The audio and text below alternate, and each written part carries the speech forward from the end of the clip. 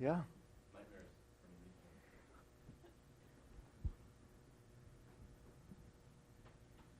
Maybe there was maybe I would have done it like a second opportunity today. Yeah, maybe you should do this now. Think about it.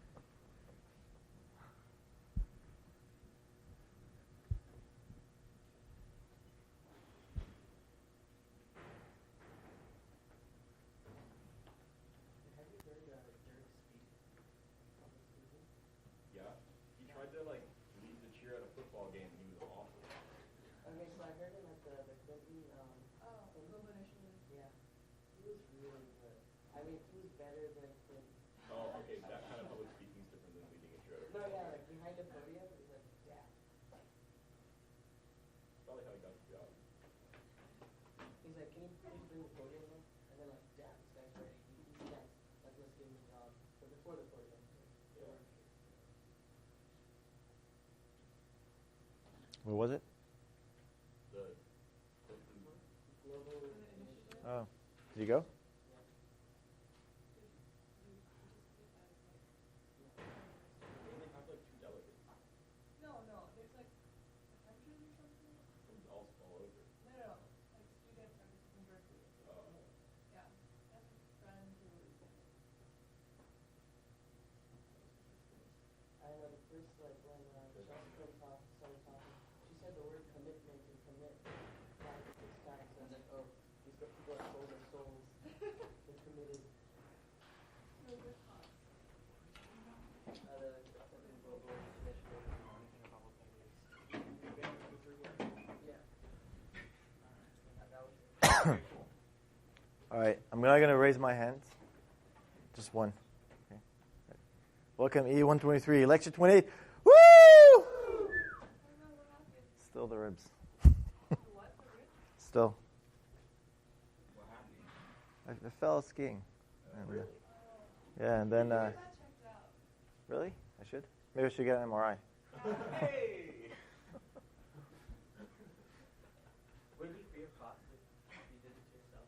Or would you still have to pay? It's free of well, it's free of cost, but if you want to diagnose it, that's a different, right? 'Cause- You seem so used to signals already. Like, Really? you're like, oh, that's alias. You had nothing to worry about. My ribs Right. are alias. I'm sure I'm really well trained as a radiologist by now. You are a doctor, right? In philosophy. Right? Right, in philosophy. Yeah, I guess. I'm a philosophy doctor. Okay, so today I want to finish talking about compressed sensing and start talking about 2D and 2DFT. And then the next lecture we're going to talk about tomography. How many of you have seen tomography before in classroom? Like 120 touched on it. In 120, Murad actually taught a little bit about it. Stole some of my slides too. So You're credited. it's fine, but It's not stealing. absolutely no. Yeah. It's strong arm robbery. I'm just kidding. Yeah. So actually, I want to talk about this because from a discrete point of view, there's interesting implications again when you do tomography, and it changed the way diagnostic medicine is done forever, which is amazing. Okay. Before this, a few announcements. Frequency measurement challenge based on Lab 4 still going on. Submission by Friday, 11:55 p.m. or 11:59 p.m. Please submit your entry on B courses and hope to win a radio. Okay. When you submit, also send the description of how you did it. Okay. What was your approach? So give it a shot. It shouldn't take too long, and you might win, a few bucks.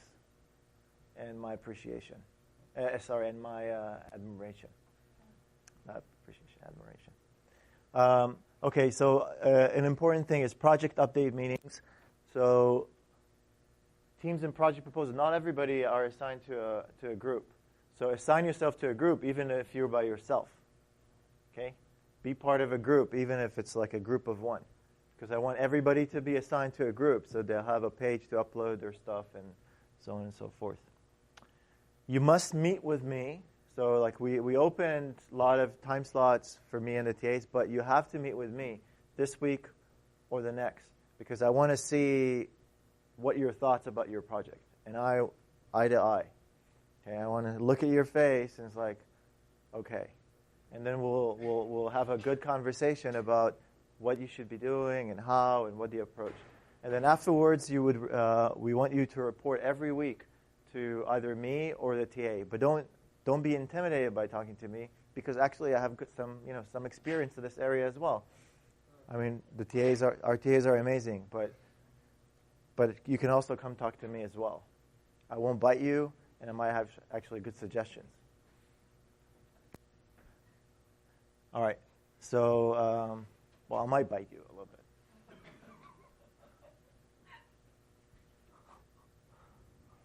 Actually, what's going on in campus recently probably shouldn't. Okay. Too soon. That's right. Okay. So, so you have to meet with us every week. And the idea here is that we tried this year is to give you more time to work on your projects, also to have follow-up so you make sure that you're on track, to have something substantial. And I think you can do this. I think this is going to be a great opportunity. Okay. If you haven't gotten yet, my office. Yeah. So I put 12-minute slots. 12-minute slots. The reason it's 12-minute slots, 60 divides by 5. Right? So I can squeeze in 5 instead of 4.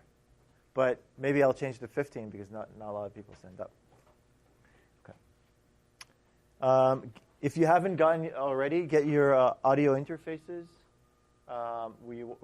You will be using them in Lab 5. Lab 5 is almost ready. We are ironing a few kinks just again for you to have a better experience.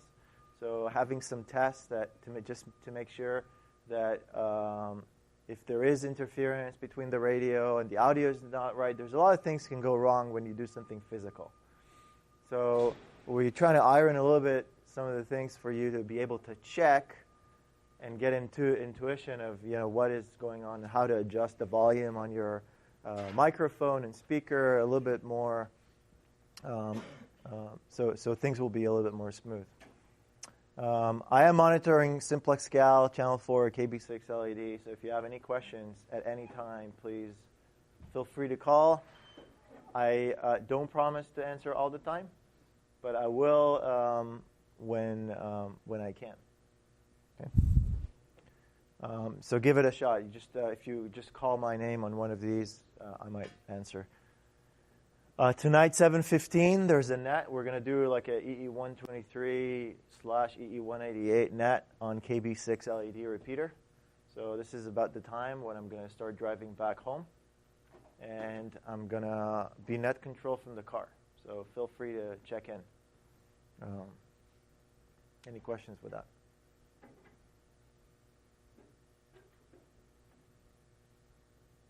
John, any announcement? If you're signing up for a project, then join one of the... If you sign up for a project, make sure you're joining one of the groups we made. Don't create a student group. So there were a couple, and I moved you to a new project group. Shouldn't be an issue for anymore, I think. Thank you.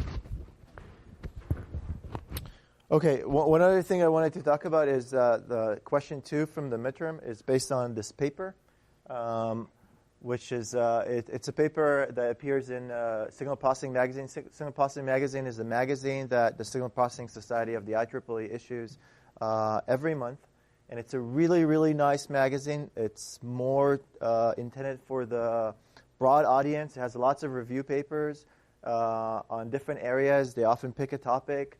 And they have these parts where people write, the tricks of the trade, because there's a lot of small things that people can do, and this is it's a fantastic journal. It's a really nice read. I really recommend looking at it. But this method that was yeah, absolutely. Well, from campus you can you have access to it. Yes. Yeah, campus is subscribed to Signal Processing Magazine, to IEEE, all IEEE, so the library has a subscription to this. And so from online you can just go and look at that. Yeah, it's a fantastic, it's a really, really nice one. They every month they have a slightly different topic that covers a certain area, and it's just a great publication. But this article I found is really interesting because it was really relevant to Lab 3, but also to WebSDR. So there's a WebSDR called OpenWebRx. It's a master student from Hungary that created this similar thing to the WebSDR that I showed you. It's open source. You can download the source and run it. One of the things that he wanted to do is a server that is able to digitally demodulate lots of, if a lot of people log in, you have to take whatever you sample and then bandpass and decimate and then demodulate these particular bandwidth out of the samples. So it might be 20, 40 people log in, and you need to do a lot of down mixing, decimation, filtering, and decimation. And so he wanted to look for something that's really, really efficient. This actually is a really, really nice algorithm to do this. And so it uses the overlap and save method, right? So you take an overlapping blocks. And so this the first block, then the second block will be overlapping. Then you compute the FFT. And the cool thing about this is that you only need to compute the FFT of the input once, because it's going to be used for all the channels. Okay, so this is one saving instead of doing lots of operations. So this is one of the savings. Then you do the mixing by effectively rotating the DFT. So instead of multiplying with different complex exponential in the time domain, then computing FFT, then you could do the mixing just by rotating circular shift. So this is just memory translation. So again, very efficient, no multiplication. Okay, but there's of course a limit to what is the rotation that you are allowed to, and it's actually not as trivial because this and that was part of the question is how do you maintain, because you're going to do overlap and save, you're going to be discarding from this sample point. So you really want the phase that is put on it, the complex exponential modulation that is put on the sample to end at that particular point. So have like the end of a cycle, not in the middle of a cycle. So there is continuous phase between block and block. So there are restrictions to this. So then you the other thing is if you have one low-pass filter, you only need to compute its FFT once, again, for all of them, even though you're using many type of bandpass filters. Then multiply this, and then effectively do the decimation, again, in the frequency domain, just by additions. So you're taking blocks in the frequency and aliasing on top of each other, which is another, I think, was pretty cool. And then take an inverse FFT.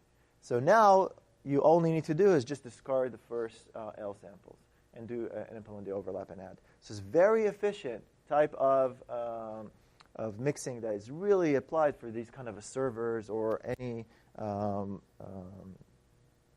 filter bank that you need. And for example, for Lab 3, if you wanted to do lots of filters that pick different frequencies, that would be ideal in that case. Any questions? So I hope you learned something from the midterm. And this is actually more advantageous than doing polyphase. So polyphase decomposition is very good if you do one filter. But this is actually doing many filters, right? So because it's a multi-channel. So it's more efficient than doing the polyphase decomposition for this particular application. Check out SDR.hu, but only on Chrome browsers. The implementation there needs a Chrome browser in order to be able to run it.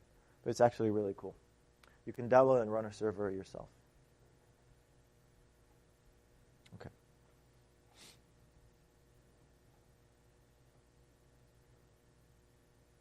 So now I want to switch back to talk about compressed sensing. Oh, what did I do? And do you guys remember what happened last time, or like it's all wiped out? Probably wiped out. Yeah. Okay. Remember this? The hat? Surprise! Oh. All right, surprise! Okay, so there is a recipe if you want to do compressive sampling. There is a recipe, and the recipe requires the need for sparsity of compressibility. There needs to be some redundancy of that signal. And that redundancy really depends on the type of signal that you have, right? If you have piecewise constant signals, then yeah, we can maybe use hard type of a wavelet transform to represent them. If we have signals which have, for example, are made of pure tones, then the Fourier transform would be a good one. And maybe there's an adaptive type of a dictionary or a transformation that you can develop for a particular class of signals. Okay? So this is one requirement. You throw that into the hat. The next one is you want this incoherence. Okay, that part is really important. The fact, remember, if you have this basis or our representation, we want, or the measurement system, we want the phi conjugate phi to be approximately orthogonal. So any new measurement that you make is as innovative as possible with with another one. Okay, so it gives you more information. They cannot be orthogonal, but you want it to be more innovative. One of the ways to do this is, for example, using a random Gaussian matrices for your measurements. But the question is, like, is that even realizable? Is that, am I going to create like a system that's way more complicated in order to go and do that? Okay. So one of the other things that you can do is have a pseudo-random or non-uniform sampling in the frequency domain, for example, that happens to be have these properties of incoherence. But there's a lot of others. People have used these digital mirror DMDs, the ones that are used for projectors. So there's a mirror array that you project an image onto that mirror, and the mirror, these mirror arrays, either it's kind of like a 1 or a 0 mask. So either they reflect that pixel or they don't reflect that pixel. And then what happens then is you take a lens and focus everything into a single photodiode. So that's kind of like an integrator over that image. So if you think about this, it's kind of like a random mask multiplying your image and then summed over. Okay, so that's the single pixel camera from Rice. That was one of the original. Actually, 16A lab is kind of based on some of those ideas. Okay. All right. So here's an intuitive example that I showed before, but I'm going to repeat, where now you have a signal that has a sparse spectrum. Okay. For example, this looks very similar to an NMR spectrum, and this round thing kind of looks very similar to an MRI magnet, but this is because I'm biased. Okay. What can I do? Okay, if you think of what the time signal for this spectrum would be, then it would be just sum of sinusoids with different frequencies, okay, or really complex exponentials in this case. And I'm just showing the real part of those sinusoids, and they're going to have different amplitudes and they're going to be added together. So now, this is what you. This is the domain that you make the measurements. This is where the domain that the signal is sparse. Now, in order to be able to recover that spectrum, you need to sample at a certain rate, which is a Sirius rate, hence the Nyquist rate. Sirius, Nyquist. I'm sure it was actually pretty pleasant. I really don't know. So this is a particular rate. By the way, if you think of this would be a continuous time signal, then in that case, we would not be able to completely reconstruct a sparse signal because we will get some sort of Gibbs ringing, right? Like there's going to be a finite width, like there's going to be a spreading of that signal. What we're talking right now is kind of decimating a already sampled signal. Okay, so digital down conversion in some way. Okay, there's other steps that you need to do if you think of the analog to digital domain.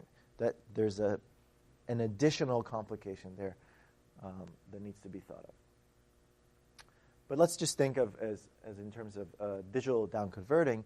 And in that case, if we just digitally down convert, And by just sampling at a lower rate, resampling at a lower rate, at an equispace, this is kind of what we did, right? This is the compressor. This is like the arrow down M that we've been using all the time.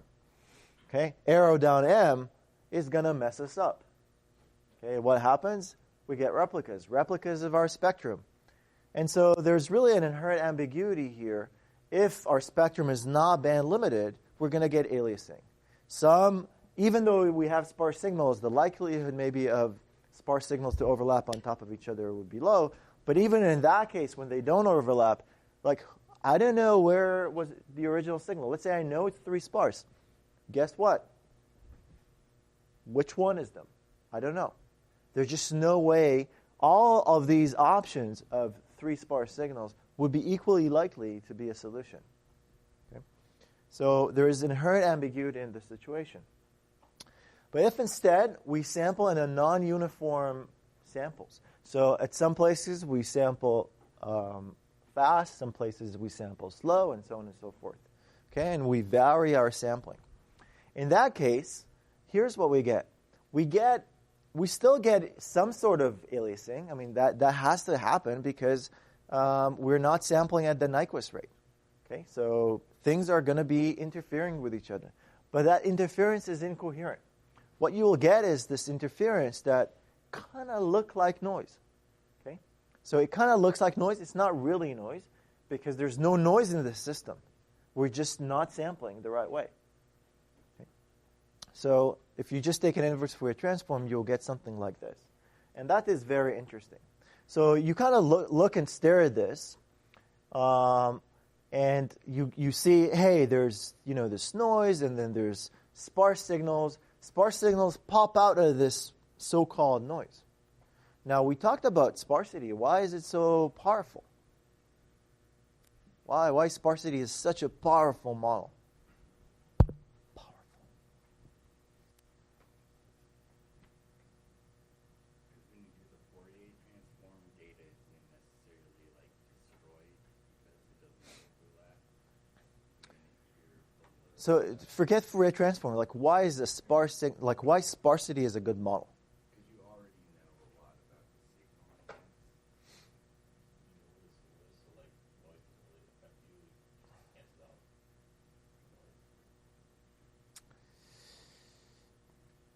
signal. Okay, I want to describe something simply, right? I want to describe a signal in a simple way. Okay? And I want to be able to, among all possible signal, to kind of be able to represent my signal well. Okay? So band-limited signals, again, I gave this example of this classroom. This is a band-limited classroom in the sense that a sparse classroom. It's not well occupied. Not all seats are taken. There's about half the seats are taken here, right? So from a point of view of this class, where everybody always sits in the same spot, to a good approximation. Let me take some more. Reminds me. Ready? Smile. There you go. Okay. So from point of view of this class, that people mostly sit in the same spot. If I wanted to basically know how many students appear, or what, who you are, what I would do then is I would put a mask. I don't want to check everything, right? So I can really just put a mask on the same seats that you always sit. And then I know that the signal is going to be there. Okay? So from that point of view, I was able to compress because I don't really need to ever save the name of these empty seats. Okay? But I just need to save the names of the people that sit in these particular places. This is what's called a band-limited model, and that model is good if things are stationary. Right? But sparsity is a much more powerful model of representing signals because it doesn't necessarily restrict them to be in a particular place. All you say is my signal is simple. It has it has lots of zeros in it. I don't know where those zeros are, but trust me, there are lots of zeros. Okay? And I'm not talking about the students here. I'm just talking about the seats. Okay? You guys rock. Okay? There's lots of zeros in the signal, but I don't exactly need to know where they are. So it's a relaxed model of a band-limited case where you know where things are and that they're concentrated in a particular place.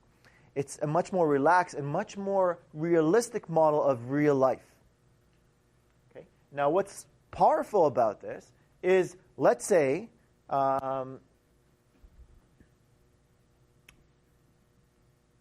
let's say I want to vacuum some chairs here, right? Like these chairs are dirty, right? But I don't want to vacuum students. Okay? I don't want to vacuum students. I want to vacuum just chairs, right? So what I could do is if I knew where things are, it's pretty easy to vacuum stuff, right? I just go to the seats that I know that they're empty, right? But if I'm wrong, I'm going to vacuum a student. Not a good thing. I don't know. Well, I don't, again, too close to what's going on. Right? You don't want to vacuum students. So if I had a sparsity model and I know my signal is sparse, and often what will happen is that the sparse coefficient will often be then above the noise level. Otherwise, they can't be really decovered, so you can't really separate. So the powerful thing about sparse signal is that it's much easier to separate between signal and noise just by simple operation as thresholding. And so I can just go and it's like, okay, you're beyond threshold. Okay, threshold. So likelihood of me now swooping up a student is low. Okay, there is likelihood if they're really so dirty, covered completely and look like a chair. Right? So here's the idea in this case. My signal is sparse. Right? The fact that I subsampled looks like noise. The result of this appears as noise in this sparse signal. Yeah. So when you decide which seeds and where to subsample, why is it a bad idea to have a uniform distribution random? Or is that a bad idea? Again? Let's say that you're choosing uniformly at random from all the seeds which ones to sample. And this signal is sparse? We'll get to that actually in a second, and you'll see why this is actually. If my signal is sparse, it's really a bad idea to sample it, to subsample it. Okay, it's a really bad idea. Here, remember, my signal is sparse in the frequency domain. I subsample in the time domain. Okay, and we'll get to that. But the result of subsampling is that the artifact I get look like noise. Noise in a sparse signal. Hence, maybe there's a chance for me to denoise that interference and be able to recover my signal, even though there was aliasing. Right? There's no much ambiguity necessarily as before. Before I had ambiguity. Now, maybe there's no ambiguity. What I could do is say, well, okay, these guys, you're going to be above that interference. Let me just put a threshold here and then, pull these apart. Okay? So the idea is actually quite simple from a conceptual point of view. Implementation can vary. Okay? The idea is that because I subsample the signal, I get this interference, but it's really the signals generating that interference. Okay? So this interference kind of looked like random noise. It's really not noise. It's really the contribution of this peak that leaks into other ones. It's the contribution of this one that leaks into the other one. Check this out, like all the timing thing. And then it's the contribution of this one that leaks. Right?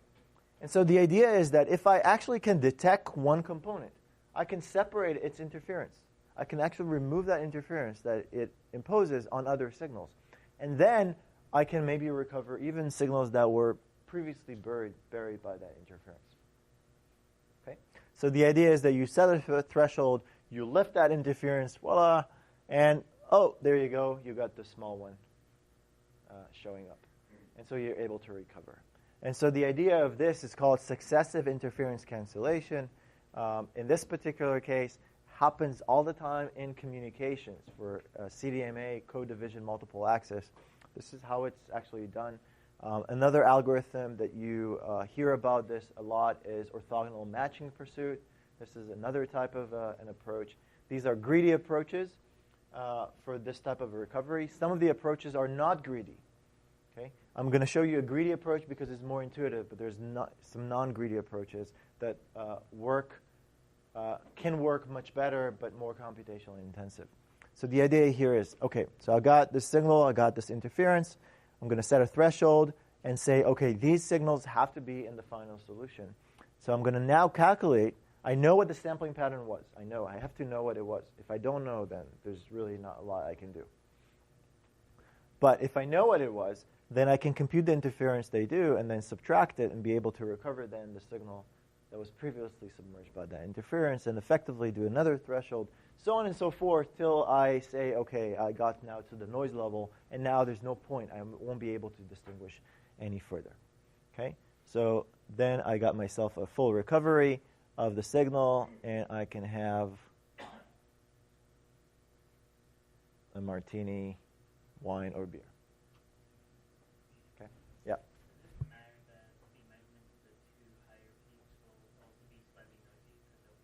There will be. That's a really good point. And so what happens is that that is an incredible observation, because it's not trivial to think. But absolutely, they will be noisy because they're interfering with each other too.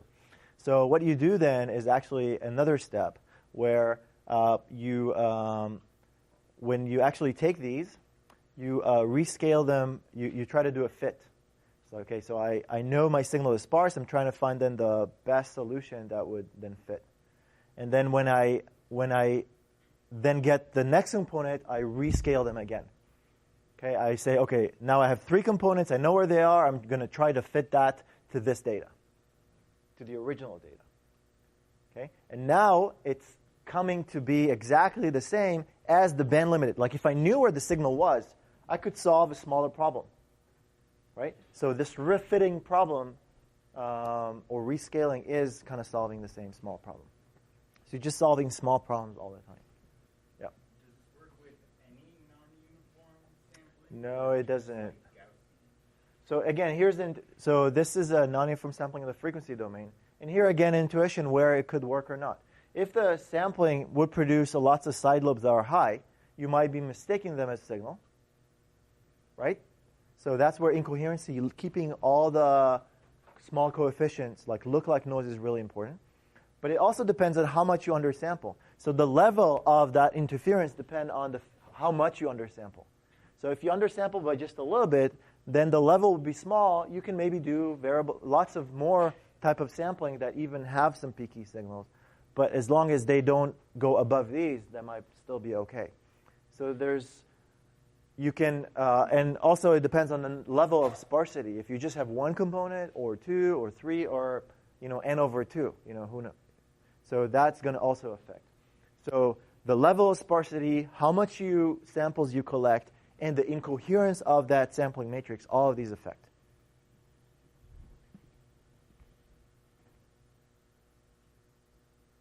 Okay, so here's the question that goes back to yours. Okay, what if this was my signal, and I'm going to randomly subsample it? With compressed sensing work. That's my time signal. Now my time signal is sparse. And I'm going to randomly subsample it. You're all nodding with your head, which is absolutely right. Because what would happen is that you're most likely to miss the signal. So if you're looking for a needle in a haystack and you're randomly subsampling, your likelihood of finding that needle is really small. If it can be anywhere. Okay, it's just like you really need to go and look everywhere for it to find it. Okay. And that's kind of the idea. And there what comes the ideas of domains in compressive sampling. The idea in domains in compressive sampling is that you have a signal domain, you have a sampling domain, and you have a sparse domain. And those are not necessarily the same. What's important really is that you have a good sparse representation for your signal. Those could be the same, signal and sparse domain, like in the case of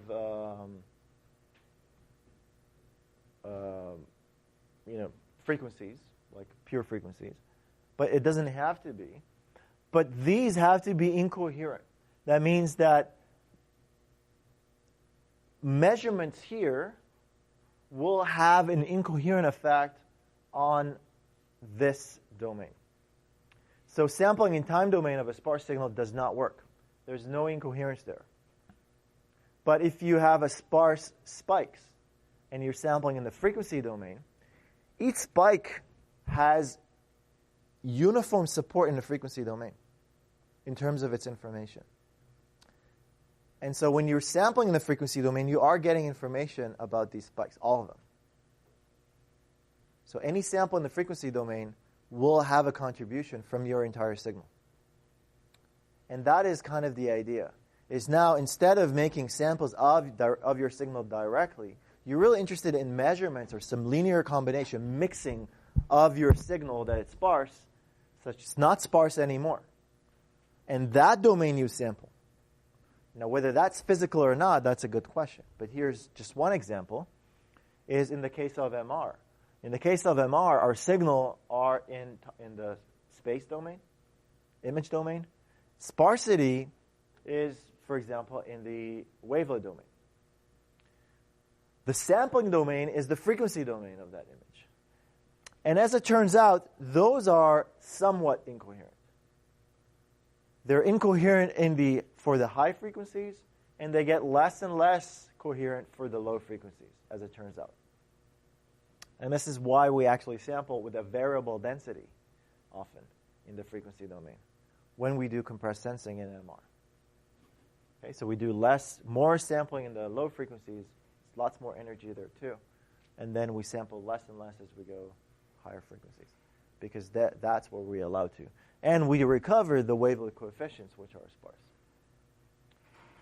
So that's the basic idea behind this. How do you do that and go and implement a reconstruction, for example, for an image? And here's, again, a very simple incarnation of an algorithm that works. It's not the best, but it works quite well. We start with acquiring data on a pseudo-random variable density grid in the frequency domain. Okay? If your system allows you to do this, like in MR, then that's an efficient way. That is time-saving. If you're going to impose on your system that kind of a sampling where it doesn't fit and actually costs you more to do that than sample everything, like a camera, then it doesn't make sense. Okay? Compressed sensing should be used when capturing signal is expensive and you want to reduce then the rate. Somehow. Okay. Oh my God, it's blood. No, just kidding. Okay, if you take an inverse Fourier transform of this, just with zeros filling the samples, then here's kind of looks like an image, right? But it's corrupted with noise. It's not noise again, it's that interference because we didn't sample. Actually, this is what in MR, people have done that like a long time before even realizing this. Like intuitively, it goes like, okay, when it takes us time to collect, how just we collect less variable density random, and then just, look at that. Maybe that's good enough. As it turns out, if actually you have sparse signals, like in angiography, that was actually good enough. And people were doing this to accelerate the acquisition. In the linear reconstruction, just keep that interference as noise, and you can kind of see through. So your eyes are doing the compressive sampling, or the nonlinear operation of cleaning the noise. Then what you do is compute the sparse transformation. So compute the sparse transformation. You see some coefficients above that interference. Some of them are actually submerged by it. And you're going to do some sparse denoising by soft thresholding in that domain or by any other type of nonlinear denoising that exists today. There's a lot of other options that people are doing right now for denoising. You can use modeling, dictionaries, many, many other approaches. Okay, then you're going to reconstruct an estimation of your signal. Now this looks better. It's denoise, right? Because this interference with noise, it looks better. Now what we're going to do is we're going to now compute the Fourier transform of this. So now I've got an estimation of samples that I didn't collect, that I impose sparsity on, and I have samples that I've collected that I know what their value should be. What I'm going to do now is I'm going to take this data and I'm going to impose some data consistency. So I know what I collected, and maybe in this case, I'm just going to replace those that I didn't collect with my estimates. Okay?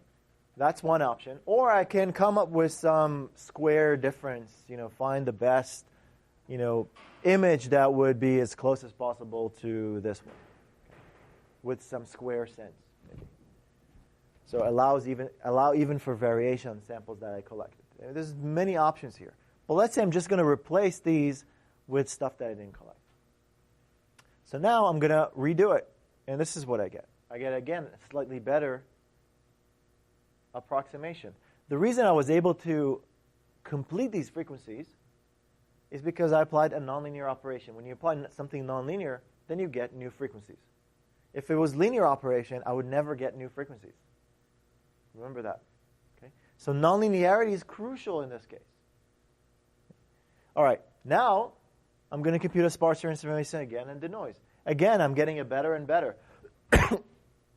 Now I need to, my signal starts kind of rising up and my noise is starting to kind of go low. Then I'm going to get another estimation. And then so on and so forth. I can go back and forth and get better and better approximation until I get like a final image that converges into something.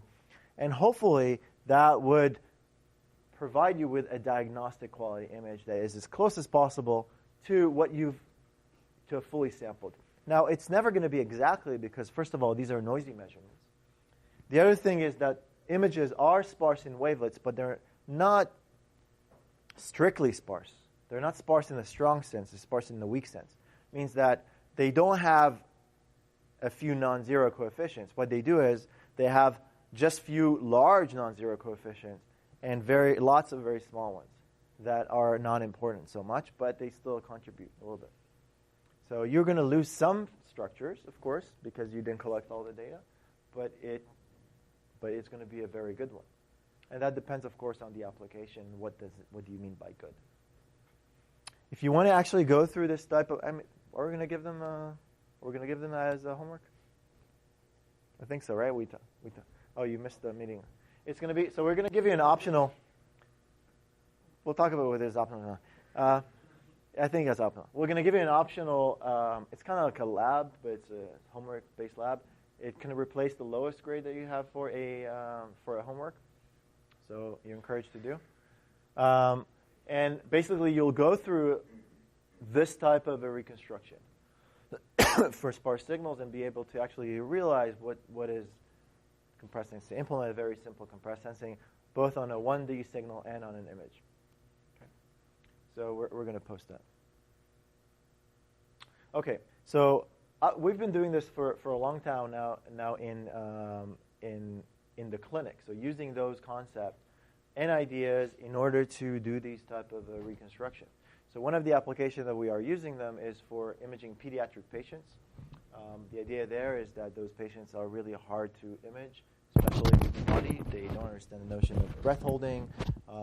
They actually don't understand the notion of like, why am I even have to go through this, right? Put in a big bore, loud noise, doctors getting IVs and stuff like that. Okay, so it's really hard to image those patients because they move, and MRI acquisition is relatively slow. So what we're trying to use is these ideas of sparsity, compressibility, in order to be able to accelerate the acquisition significantly. But also, not necessarily just accelerate, you can also think of maybe some of my measurements going to be corrupted by noise, by motion and things like this. I can use this compressive sampling to get a more robust reconstruction. So whatever is being corrupted, I can then compensate for by using sparsity models. And so here's just some ideas of some of the our earlier result. This is using L1 wavelet. Okay, so Dobeschi wavelet, so close to HAR. It's one step. It's a 4 coefficient instead of 2 coefficient. Dobeschi wavelets this is a pediatric body MR after contrast injection. This is the liver, portal vein, hepatic vein. You actually can see it on my screen, but it's hard to see it on this screen. But this is a linear reconstruction, has all this interference in it. It's not possible to actually see anatomy. This is non-diagnostic. In fact, this uses some of the product in order to, because it's a multi-channel type of acquisition, there's actually a way to sample below Nyquist because it's multi-channel. Even that, a linear reconstruction cannot deal with 8 times undersampling. And this is what happens when you use sparsity. And it's really striking. This is diagnostic. This is non-diagnostic. So it's a huge difference between these. This is an angiogram. This was, again, 8 times accelerated. Just very fine structure. If you think about it, instead of doing a 2-minute scan, you can do a 16-second scan. So huge, huge advantage in terms of the ability to be robust in motion. And these are used regularly now in the clinic. Again, it requires modifying the way, like the firmware on the scanner, so modify the sampling and how things are done, but also requires a new type of reconstruction and a new concept of actually doing the same thing iterative, because that has not been used in MR for a very long time. So this is the sound that comes out of an MR system. Such a great sound, huh? All right. This is with uniform sampling. So you change these magnetic fields in order to encode samples on a uniform grid in the frequency domain.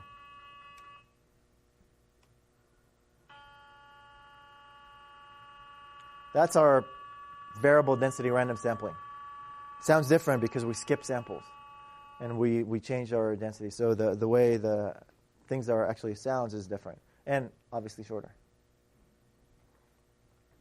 One of the other things that we're using them is, here's an example of once you can actually accelerate things, you can start imaging dynamics. This is contrast enhancement. So once you inject contrast to a patient and you want to follow its dynamics, and this is a really nice example of contrast being, let me just pull that.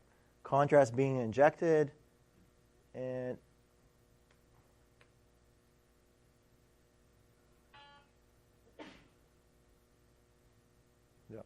and then you see the contrast will flow first through the arteries, then into the vein tissues, and then into the veins. Okay. Arteries, tissue, and then veins. This is veins. This is tissue. These are the kidneys. Contrast is cleared through the kidneys. This patient actually had a single kidney. So again, you can now, once you can accelerate, you can, of course, reconstruct also the dynamics. But there's also a lot of redundancy across time, which you can exploit significantly. So this was accelerated at, actually, I know exactly how much is accelerated, but it's 4.3 seconds per frame in high resolution. It really takes 2 minutes to do a full frame, so quite significant. Now, whether you get the exact resolution as what is happening, no, of course not. But you are getting, the signal at much better accuracy. Here's another example. This is an example of it's called 4D phase contrast, where you look at the flow in the heart over time. So there you need to encode 3-dimensional space over at least 24 cardiac cycles. And for each one of those, you need to acquire at least 4 flow encoding direction. So lots of measurements. It really would take to encode in a Nyquist rate if the patient is not breathing and it's just as hard as breathing. So if the patient was completely not breathing and you would acquire those samples all the time, then it will take you about an hour, okay, to acquire all those measurements. So huge time in order to do this. We want to do that in 10 minutes. 10 minutes means that we now can make something that is completely useless in the clinic. You can make something really useful, because there's a huge difference between scheduling 1 hour of a scan that anything can go wrong there, as opposed to just 10 or even 5 minutes, hopefully 5. And so the idea there is that we can now exploit spatial and temporal redundancy. In addition to that, also redundancy in the flow, how actually things flow, in order to getting both anatomical and flow images in the heart. And this is rendering of the compressed sensing reconstructed data in actually a really, really nice way. We're talking at a almost 1 millimeter resolution, which is unheard of in terms of flow imaging because it usually takes so much time. So it's accelerated by about 15 times. I had a cardiac MRI and it took 3 hours. Right. And you're trying to stay awake for that whole 3 hours, and if you accidentally fall asleep and breathe, then they have to redo everything. Right. Yeah. So right. So this is so what you're talking about is usually is a cardiac exam where they do these things on a slice by slice basis. So things are still, and you have a technician that have to go and really prescribe those slices. And they, especially in congenital heart disease, this patient has only one ventricle, by the way. You notice where's the other one? I don't know. It's not there. This is one ventricle. So for congenital heart disease, the problem is that heart looks different. Sometimes the right atrium would be in the left side, and so on and so forth.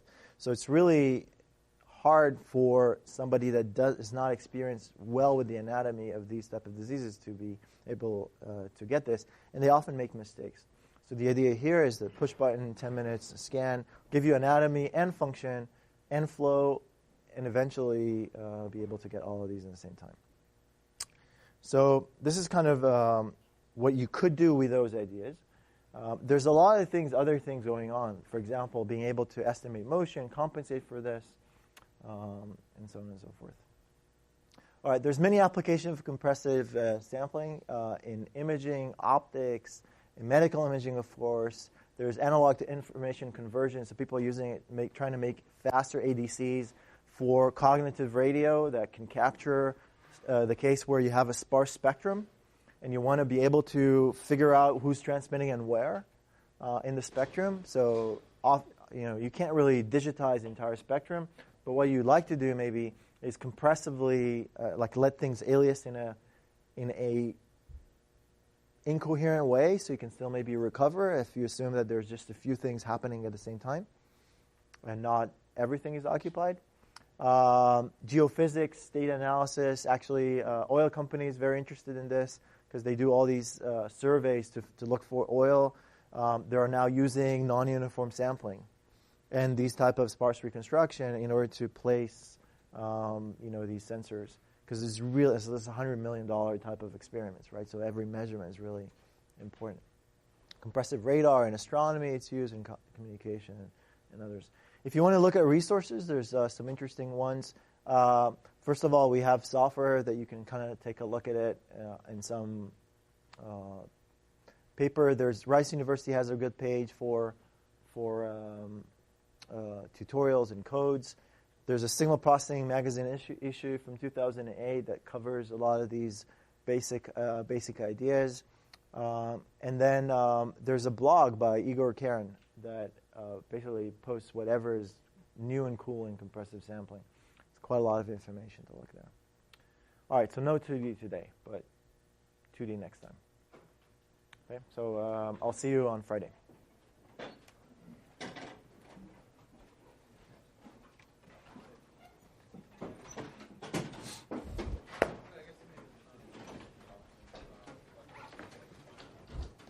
Hey, Frank.